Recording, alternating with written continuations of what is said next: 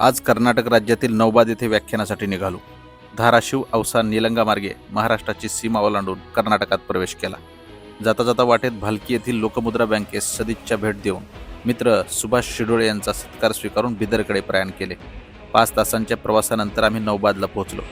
तिथे पोहोचताच ज्ञानगंगा ट्रस्टच्या अध्यक्षांनी आमचे स्वागत केले. कार्यक्रमाच्या आधी आयोजक ॲडव्होकेट अनिल कुमार काळे यांच्याशी त्यांच्या ऑफिसमध्ये व्याख्यानासंदर्भात विस्तृत चर्चा करून आम्ही व्याख्यानस्थळी निघालो. प्रारंभीला शिवरायांच्या मूर्तीचे वंदन करून कार्यक्रमास सुरुवात झाली. युवकांच्या उपस्थितीने सभागृह भरून गेलं. लागलीच मी व्याख्यानास सुरुवात केली.